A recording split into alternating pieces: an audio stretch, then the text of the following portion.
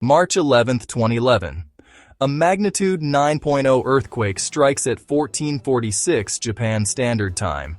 40 minutes later, a wall of water up to 14 meters high crosses the seawall at Fukushima Daiichi. The reactors automatically scram. Fission stops in seconds. Power drops to zero, except it doesn't. Decay heat stays near 6% right after shutdown, still tens of megawatts per unit. Then the tsunami floods the diesel generators.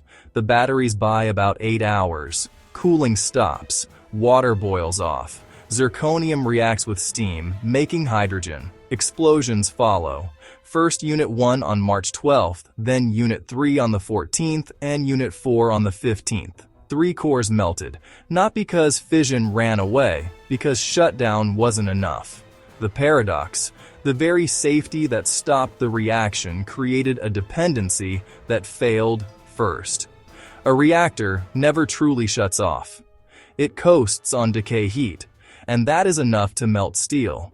The question is why the backups didn't back up the one thing that mattered. This is how Fukushima melted down after a successful shutdown. To see the failure, you have to see the dependency it built on purpose. And you have to watch the first 40 minutes. Fukushima Daiichi Units 1 through 5 were GE Mark the boiling water reactors. Unit 6, a Mark II. They boil water in the core, spin a turbine, and dump waste heat into the Pacific through seawater-cooled condensers. When you scram, fission stops, but decay heat remains from short-lived fission products. About 6% instantly, 1 to 2% within an hour. On a 460 to 784 megawatt electric unit, that is tens of megawatts of heat that must be removed. 3 safety paths existed. Unit 1 had a passive isolation condenser. Units 2 and 3 had turbine-driven RCIC and HPCI that could run on steam. All of it still depended on power for valves, controls, and for low-pressure cooling later. Grid first, then diesels, then DC batteries. And every path ultimately needed the ocean as a heat sink through seawater intake pumps sited near the waterline, not on the higher plant grade. When those flooded, heat rejection vanished. Lose power or the ultimate heat sink, and decay heat has nowhere to go. That is the whole risk. At 1446, all 3 operating units, 1, 2, and 3, scrammed. Off-site power failed immediately. Diesel started within seconds. Unit 1's isolation condenser began removing heat by condensing steam and dumping it to a pool. But its valves required DC power and careful throttling. Units 2 and 3's RCIC and HPCI used steam to drive pumps without external AC, but controls and indicators still ran on DC. The first wave struck around 1527, measured run-up near the plant reached the low teens in meters, far above design. Seawater flooded diesel generators and switchgear. Units 1 to 4 lost almost all AC power. This is station blackout.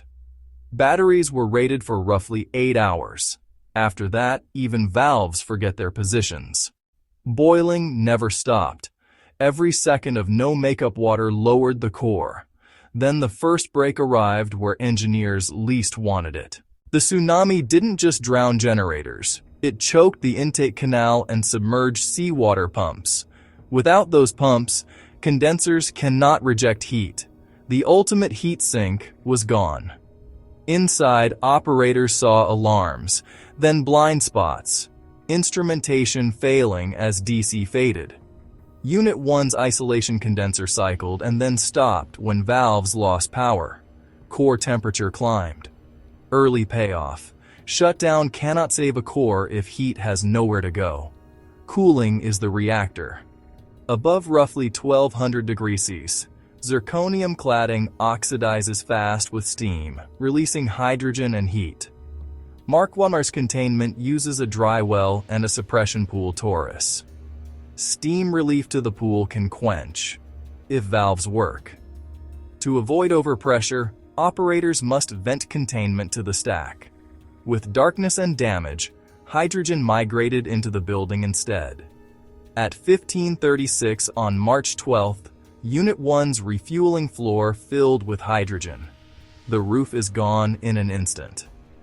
The first break made the next breaks harder. Debris, radiation, and fear slowed access. Because the safety systems that succeeded first created a countdown, they could not stop. Here's the hinge that decided everything: how long steam-driven pumps could last, and what happened when they did. If you can already see the problem forming, you're ahead of where this went. Subscribe if you want more of these deep dives. We're just getting started. Here's how it actually worked. Unit 1, a 1971 vintage Mark Dorn, had the smallest containment and an isolation condenser dependent on DC-powered valves. Unit 2's RCIC could run on steam for hours as long as its control logic and suction stayed intact. Unit 3 had HPCI for high-pressure injection, backed by RCIC, both steam-driven but valve-dependent. Each unit's batteries depleted within roughly 8 hours. After that, even steam-driven pumps go blind. Operators cycled Unit 1's IC to avoid thermal shock. With gauges failing, they closed too long. Boil-off outpaced makeup. The top of active fuel uncovered within hours. Cladding hit oxidation temperatures. Hydrogen generation accelerated, kilogram by kilogram. By the evening, TEPCO authorized seawater injection to save the core at the cost of the plant. Unit 3's HPCI started, then tripped. RCIC carried the load for many hours until suction or control failed. Unit 2's RCIC ran exceptionally long. Accounts suggest 68 to 70 hours, delaying the worst until March 14-15. As levels fell, pumps risked drawing steam or hot water, starving themselves. Each relief to the torus heated and pressurized the suppression pool, making injection harder. Hydrogen explosions on the 12th and 14th scattered debris and raised dose rates on site, slowing access to valves and hookup points. Pumps had to be improvised. Fire engines, long hose runs, manual valve lineups, all under aftershocks. With dead displays, crews used paper procedures, flashlights, and radios with fading batteries. All the while the decay heat curve marched downward, but never fast enough to forgive a dry core. Now the dense part. Exactly how zirconium, steam, geometry, and containment plumbing turned shutdown into melt. Because the physics didn't care that the control rods were fully in. At shutdown, decay heat is still megawatts. The core's energy balance is simple. Heat generated minus heat removed equals temperature rise. At high pressure, saturated water enthalpy means kilograms per second must be added. Miss even a few, level drops. Fuel assemblies stand about 4 meters. Once the top half meter uncovers, local heat skyrockets. Zirconium steam oxidation is exothermic and autocatalytic at temperature. More heat begets more reaction. At 1200–1500 degrees Celsius, hydrogen forms fast enough to fill large building volumes in hours. The Mark I dry well is compact to cut cost and leak area, but that raises pressure faster during a severe boil. Steam is routed to the suppression pool to condense. If valves shut or the pool heats, quench effectiveness drops. Venting to the stack requires powered valves and clear piping. With flooded galleries and dead DC, gases sought the refueling floor. Hydrogen is buoyant and pools under the service floor roof. Any spark, a relay, a motor, friction is enough. As cladding fails, fuel pellets drop, grids deform, and debris relocates to the lower plenum. Molten debris, corium, heats the vessel's lower head. Without cooling, steel strength falls steeply above 800 degrees. Penetrations at instrument tubes and drains fail first, allowing melt to enter containment. If corium hits water, rapid flashing can overpressure compartments. Another reason venting mattered. Unit 1 likely uncovered within 3 to 5 hours post-scram. Hydrogen explosion at 1536 on March 12th. Significant core damage confirmed. Unit 3 suffered major damage. Hydrogen explosion at 11:01 on March 14th. Mixed oxide fuel added scrutiny, but mechanism was the same. Unit 2 had no roof explosion, but evidence points to a suppression pool breach around March 15th. A different route, same driver. Unit 4's spent fuel pool alarmed the world after its hydrogen blast, likely fed by backflow from Unit 3, not by pool boiling to dryness. The word shutdown implies done. Physics says coast. Decay heat follows a power law, not a switch. Control rods fix reactivity, pumps, or gravity condensers, fix temperature. Lose the latter, the former doesn't matter.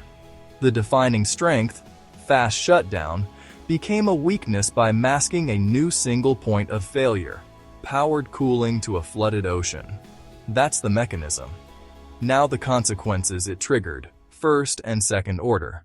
Hydrogen blasts ripped buildings, scattered debris, and spiked dose rates, closing paths crews needed. Venting reduced overpressure, but risked releasing fission products if filters or stack paths were compromised. Releases included cesium-137 and iodine-131 among others. INES Level 7 signaled major off-site impact. Evacuations under nuclear orders totaled roughly 154,000 to 165,000 people, separate from broader tsunami displacement. Japan's grid lost gigawatts overnight. Rolling blackouts hit Kanto. Industrial schedules shifted.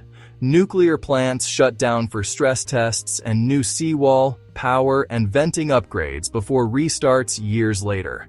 On site, TEPCO built an ice wall in 2016, treated water with ALPS, and installed a massive cover over Unit 1 to 3 remains. Fuel debris retrieval is planned over decades. Official targets stretch into the 2040s and 2050s. Public trust fell, policy tightened. New plants required beyond design basis protections for multi-unit tsunamis. Designers embraced diverse, protected power, elevated watertight diesels, DC for 24-72 hours, and portable pumps staged inland. The systems that made shutdown easy hid the need to make cooling unstoppable. Now resolve the hook in full, how a shutdown plant still melted down, and what fixed the blind spot. Fukushima melted down after shutdown because decay heat stayed megawatts and the ocean path died. At 1 hour post-scram, 1–2% of thousands of thermal megawatts still meant 20–40 megawatts. Hours of that boiled meters of water. Filtered vents and hydrogen recombiners now address the gas that tore roofs off Units 1, 3, and 4. Multi-unit playbooks assume shared resources fail, power, pumps, roads, and stage backups far inland and high. Decommissioning alone is estimated near $75 billion, and the total disaster bill, with decontamination and compensation at roughly $200 billion. Japan shifted to more LNG and renewables, with carbon and import costs as trade-offs. Evacuation orders lifted in stages years later. Some towns rebuilt, others remain thinly populated. Treated water storage and controlled releases continue under IAEA oversight, sparking debate but following dose limits. The lesson is not that nuclear cannot be safe, it's that safety is a chain, and the ocean was a weak link that day. The hidden cost of easy shutdown is uncompromising, powered cooling for hours to days, open loops closed, decay heat curve, venting path, hydrogen source, intake failure, battery clock, each fed the next. Shutdown worked perfectly. That's what made the remaining dependency decisive. Complex systems fail in the spaces between their strengths. Here, the mechanism is simple. Heat in, heat out. Every layer that carries it matters. Designs don't just need backups. They need backups that fail differently. This story is about a clock that didn't care that the switch set off. Subscribe if this is your kind of story. We cover systems like this every week. And if you remember exactly where you first heard about Fukushima in March 2011, drop it in the comments. What scenario should we explore next? Share your ideas below. You've been watching Ifverse, where imagination meets possibility. See you in our next reality.